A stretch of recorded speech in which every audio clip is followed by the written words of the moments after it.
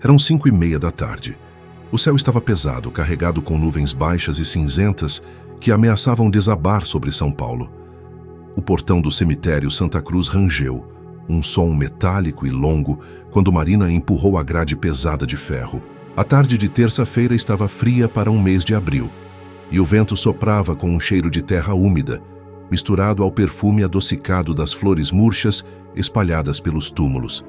Ela começou a caminhar pelo caminho de pedras irregulares, o movimento já familiar.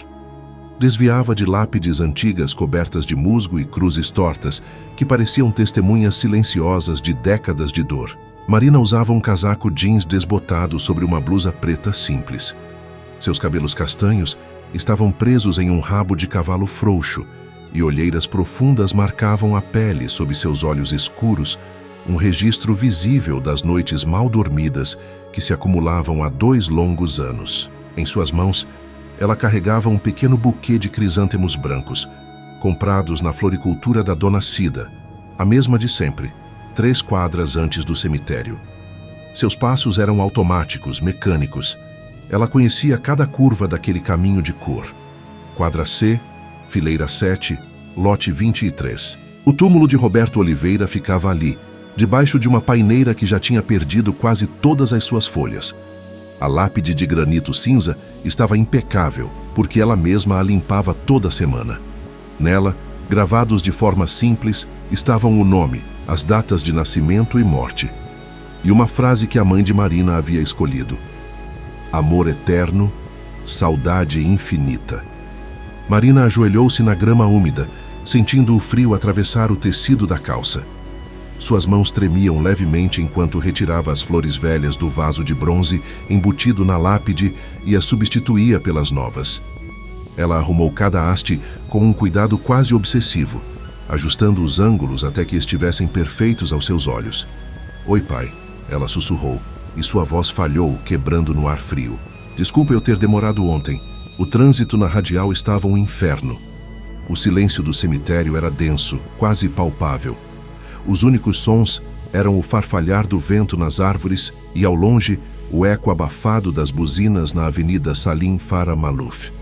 Marina fechou os olhos e respirou fundo, uma tentativa desesperada de sentir alguma coisa. Uma presença, um sinal de que ele ainda estava ali de alguma forma. Mas tudo que ela sentia era o vazio, um buraco que não se preenchia. "A mamãe continua estranha", ela continuou, falando para a lápide como se conversasse com ele. "Ela não fala sobre você. Nunca. É como se ela tivesse apagado você da vida dela. Eu não consigo fazer isso, pai. Eu não consigo te esquecer." As lágrimas começaram a escorrer pelo seu rosto, quentes em contraste com a pele fria. Ela não se deu ao trabalho de limpá-las. Deixou que caíssem sobre a grama, sobre a terra que cobria o caixão dele. Um aperto familiar tomou conta do seu peito, aquela dor constante que nunca ia embora, que já tinha se tornado parte dela, uma cicatriz interna que se recusava a fechar. Ela ficou ali por quase 20 minutos em silêncio, apenas sentindo. Era sua rotina, sua forma de manter o pai vivo, de não deixar que ele se transformasse apenas em uma lembrança distante. Todo santo dia, sem falta, fizesse chuva ou sol, fosse feriado ou um dia útil qualquer. Quando finalmente se levantou, suas pernas estavam dormentes pelo tempo ajoelhada. Ela passou a mão na lápide uma última vez. Um gesto lento, como quem acaricia um rosto amado, e se virou para ir embora, de volta ao mundo dos vivos. Foi nesse exato momento que ela o viu. Um homem estava parado a uns 10 metros de distância, meio escondido atrás de um cipreste.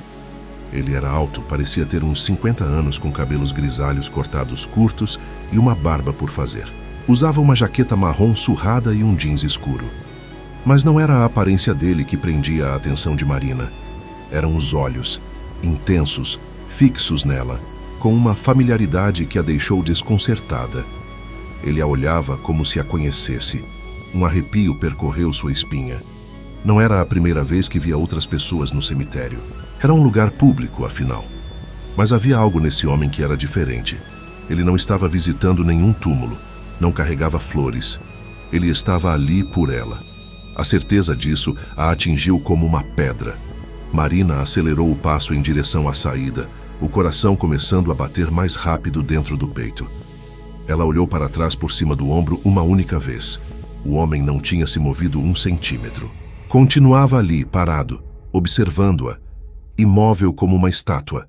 Ela praticamente correu o resto do caminho até o portão, o som dos seus próprios passos ecoando no silêncio, fugindo daquele olhar que parecia saber mais sobre ela do que deveria. A noite cai sobre o Tatuapé, são 7h15. O céu já está escuro, com algumas poucas estrelas teimando em aparecer. Dentro de um pequeno apartamento, um quarto e sala com cozinha americana e um banheiro minúsculo, Marina está sentada no sofá bege desgastado. Ela ainda veste o casaco jeans com que saiu, o corpo presente, mas a mente longe. O celular está na mão, a tela acesa, mas ela não vê nada. A imagem daquele homem no cemitério não sai da sua cabeça. Os olhos dele, a maneira como ele a observava. Não era simples curiosidade, era outra coisa. Era reconhecimento, como se ele a conhecesse. Este apartamento é um espaço de passagem, não um lar. Ela divide o aluguel com a mãe, Sílvia, desde que o pai morreu e a vida delas virou de cabeça para baixo. Tiveram que vender a casa em São Caetano, um lugar cheio de memórias, e se mudar para este ambiente impessoal, com móveis baratos e paredes brancas que gritam por quadros por vida. Mas ninguém tem energia para isso. A porta se abre e Sílvia entra. O cansaço dela é palpável. Vem de um plantão duplo no hospital. Aos 48 anos, ela parece carregar o peso do mundo. Os cabelos já mostram fios brancos. As rugas ao redor dos olhos contam histórias de noites mal dormidas e preocupações sem fim. Sua postura é curvada, como se o uniforme de enfermeira pesasse mais do que deveria. Ela tira os sapatos brancos, o alívio momentâneo em seu rosto. A pergunta vem sem rodeios, com uma voz que não julga, apenas constata o inevitável. Você foi no cemitério de novo? Marina não se vira. Sua resposta é curta, seca. Fui. Sílvia suspira, um som que preenche o silêncio do apartamento. Marina, já faz 2 anos. Você precisa... A paciência de Marina se esgota. Ela se vira no sofá, o rabo de cavalo balançando, os olhos escuros fixos na mãe. As olheiras profundas denunciam seu próprio cansaço, sua própria dor. Precisa o quê, mãe? Esquecer? É isso? É o que você fez? A acusação paira no ar, pesada e cortante. Sílvia passa a mão pelo rosto, exausta demais para mais uma discussão. Sempre a mesma conversa, o mesmo beco sem saída. Eu não esqueci, eu só segui em frente, é diferente. Não parece, Marina murmura quase para si mesma, mas alto o suficiente para a mãe ouvir. O silêncio que se instala é tenso, cheio de palavras não ditas, de ressentimentos acumulados. Desde a morte de Roberto, o pai de Marina e marido de Sílvia, uma distância emocional cresceu entre elas.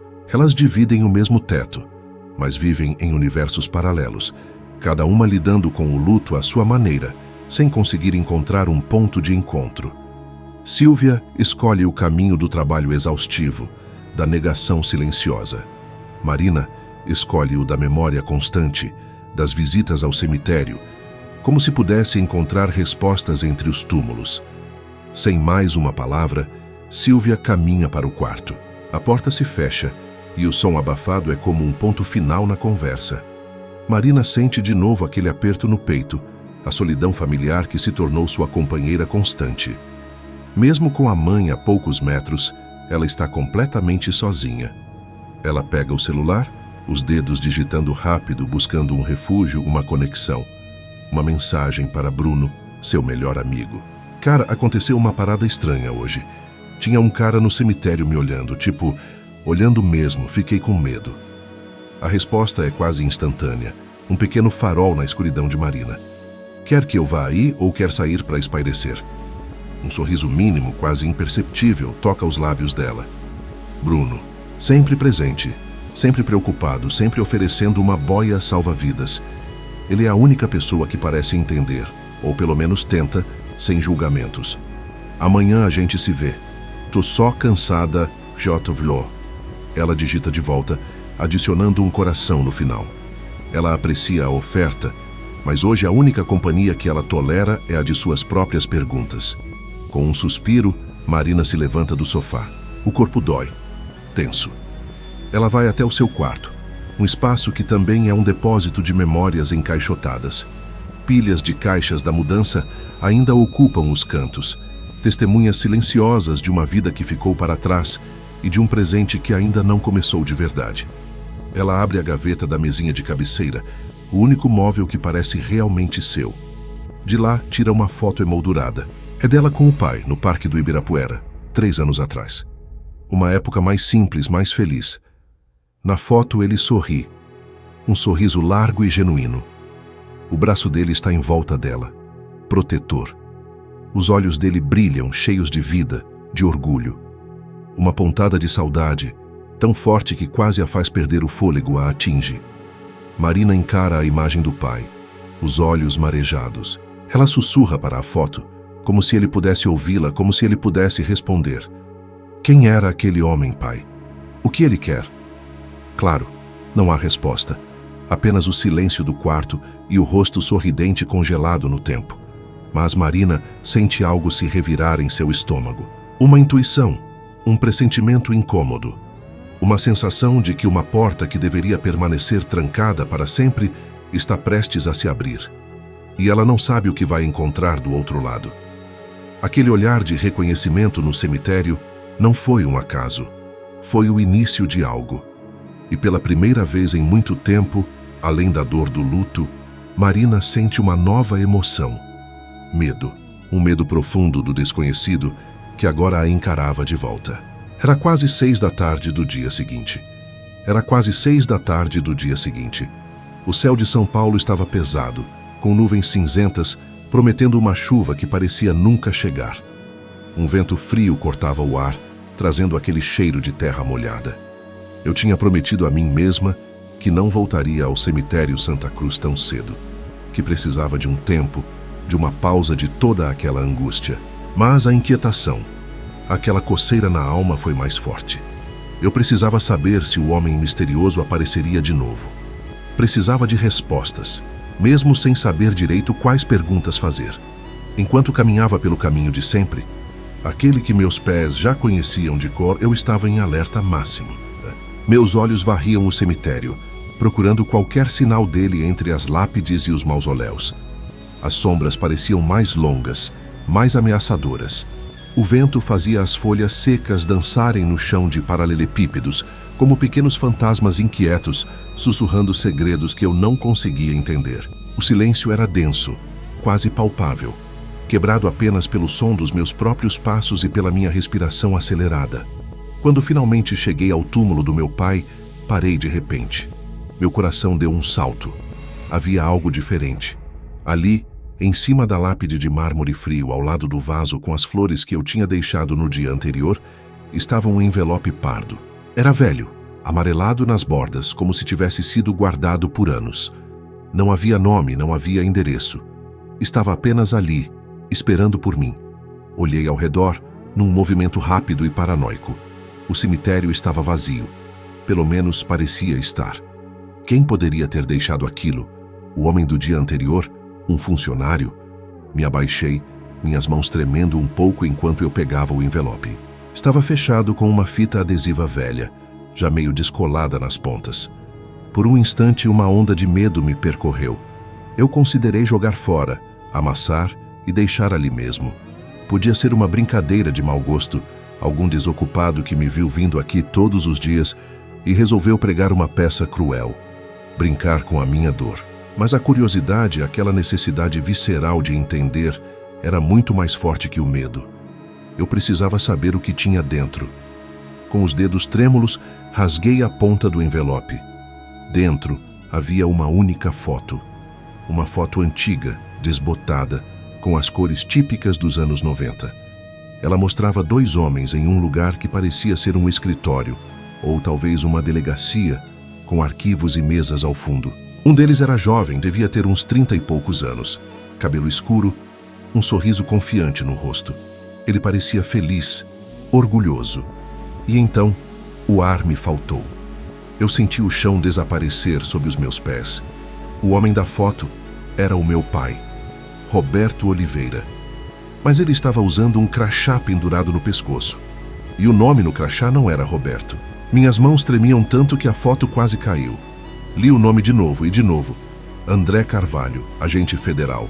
Operações especiais. Não podia ser. Tinha que ser um erro, uma montagem, uma confusão bizarra. Meu pai era professor de história. Professor, não um agente federal de operações especiais. Isso não fazia o menor sentido. O pai que eu conhecia corrigia provas na mesa da cozinha, reclamava do barulho dos vizinhos, me ajudava com o dever de casa de geografia. Ele era normal, absolutamente normal. Com o coração batendo descontrolado no peito, virei a foto. No verso, escrito à mão com uma caneta azul já desbotada pelo tempo, havia uma mensagem curta, mas que mudaria tudo. Seu pai não era quem você pensava. Se quiser saber a verdade, esteja aqui amanhã. 18 horas, sozinha. CM. Uma onda de náusea me atingiu. Olhei ao redor mais uma vez, desesperada, procurando por quem quer que tivesse deixado aquilo. Mas o cemitério continuava vazio, silencioso, indiferente ao caos que explodia dentro de mim. Quem era CM? O que significava tudo aquilo? Agente federal André Carvalho? Nada se encaixava. A imagem do meu pai, o homem gentil e tranquilo que me criou, começou a se despedaçar na minha mente. Ou será que ele nunca foi esse homem? Será que a vida que eu vivi, as memórias que eu guardava com tanto carinho, eram apenas uma fachada? Uma ilusão cuidadosamente construída para me proteger de uma verdade que eu nem imaginava existir? Guardei a foto e o envelope no bolso do meu casaco e saí do cemitério quase correndo. Minha respiração estava curta, minha mente em pânico. Eu precisava de respostas e precisava delas agora. Mas antes de qualquer coisa, eu precisava ir para casa. Precisava olhar nos olhos da minha mãe e descobrir se ela sabia de alguma coisa. Se todo mundo mentiu para mim a minha vida inteira. A verdade sobre o meu pai estava escondida em algum lugar e eu estava determinada a encontrá-la, não importava o quão dolorosa ela fosse. São 8:30 da noite. O apartamento está escuro, exceto pela luz amarela que vaza da cozinha. Marina entra como um furacão. Silvia, sua mãe, está na cozinha preparando um chá de camomila. Ela ainda veste o pijama de hospital que usa por baixo do jaleco. Mãe, a voz de Marina treme, mas é firme. A gente precisa conversar. Agora. Silvia se vira. Algo no rosto da filha a deixa tensa imediatamente. O que aconteceu? Marina tira uma foto do bolso e a joga sobre a mesa da cozinha. A imagem desliza pelo fórmica arranhado e para na frente de Silvia. Explica isso. Silvia olha para a foto. Sua reação é tudo que Marina precisava ver. Não há surpresa. Não há confusão. Há reconhecimento. E pior, há medo. Marina, onde você conseguiu isso? Silvia sussurra, as mãos agarrando a borda da mesa. Alguém deixou no túmulo do pai. Quem é André Carvalho, mãe? Por que meu pai tem um crachá de agente federal com outro nome? Silvia fecha os olhos, o rosto se contraindo como se sentisse uma dor física. Quando os abre novamente, há lágrimas ali. E resignação. Eu não queria que você descobrisse, ela diz com a voz quebrada. Eu prometi a ele que você nunca saberia. Nunca saberia o quê? Marina grita batendo a mão na mesa. Que meu pai tinha uma identidade falsa? Que ele não era quem eu pensava? Que minha vida inteira é uma mentira? Não é uma mentira! Silvia grita de volta, também se levantando. Ele te amava. Tudo que ele fez, cada decisão, foi para te proteger. Me proteger de quê? Silvia respira fundo, tentando se controlar. As lágrimas escorrem pelo seu rosto, mas ela não as limpa. Por anos ela guardou esse segredo. Anos carregando o peso sozinha. E agora, finalmente, a barragem está prestes a romper. Seu pai, Roberto, ela começa, a voz falhando. Ele não era professor de história. Não sempre. Antes de você nascer, ele trabalhava para a Polícia Federal. Operações encobertas. Infiltração em organizações criminosas. Ele era bom no que fazia, bom demais. Marina sente as pernas fraquejarem. Ela se apoia na mesa, os olhos fixos na mãe, incapaz de processar o que está ouvindo. Então tudo foi mentira? A vida inteira dele? Não, Sílvia balança a cabeça com força. Quando ele saiu, quando pediu para ser transferido para o programa de proteção e criar uma nova identidade, ele fez porque queria uma vida normal. Ele queria ser seu pai. Queria ser meu marido. Ele escolheu a gente, Marina. Programa de proteção? Marina repete incrédula. Proteção de quem? Sílvia hesita. E é nessa hesitação que Marina vê o verdadeiro medo nos olhos da mãe. Das pessoas que ele colocou na cadeia. Das pessoas que nunca esqueceram o rosto dele. Do passado que ele tentou enterrar. Marina sente o mundo girando. Ela se senta na cadeira da cozinha, a cabeça entre as mãos, tentando respirar. Nada faz sentido. Ou talvez faça sentido demais. O acidente, ela sussurra. O acidente de carro que matou ele. Não foi acidente, foi. O silêncio de Sílvia é a resposta. Marina levanta os olhos e há uma dor tão profunda ali que Sílvia precisa desviar o olhar. Eles o encontraram? Marina pergunta, a voz quase inaudível. Eu não sei, Sílvia responde. E parece ser verdade. A Polícia Federal investigou. Disseram que foi acidente, que ele perdeu o controle na chuva. Mas eu sempre me perguntei, sempre tive dúvidas. E você nunca me contou? Marina sente a raiva voltando, misturada com traição.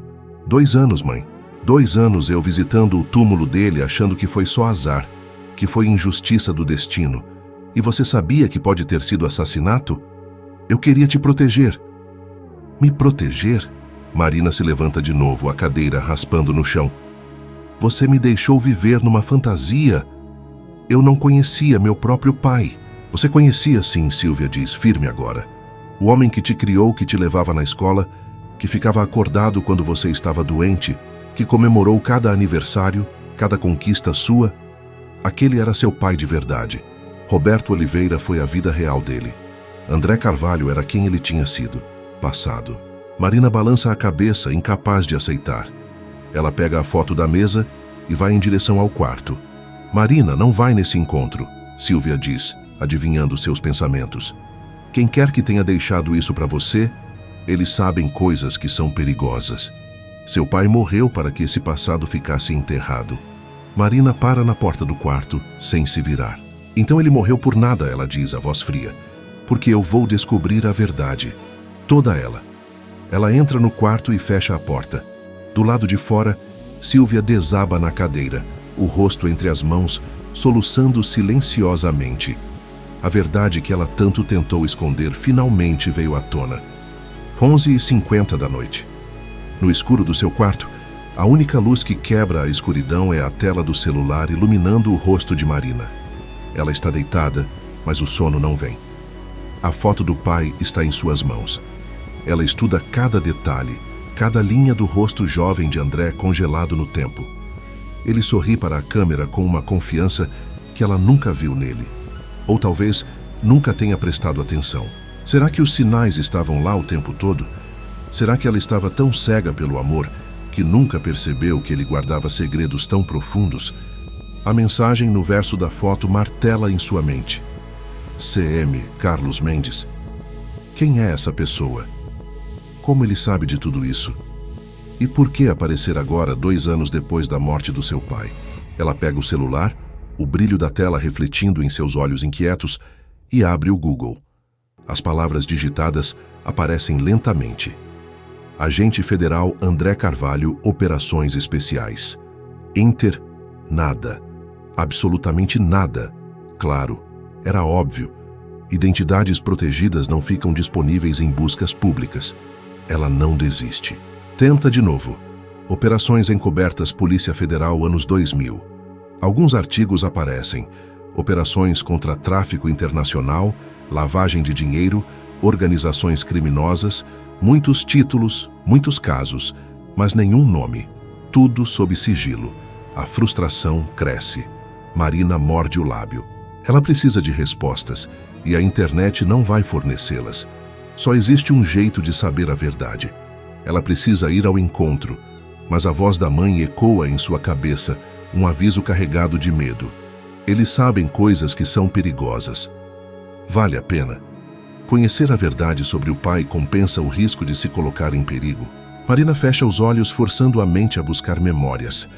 O sorriso dele, as histórias que ele contava antes de dormir, os abraços apertados que a protegiam dos pesadelos. Tudo aquilo foi real? Ou era apenas um papel que ele interpretava com maestria? Ela pensa no túmulo frio, nas flores que leva todos os dias, nas conversas unilaterais que tem com uma lápide de granito. Será que ela está de luto por um homem que nunca existiu de verdade?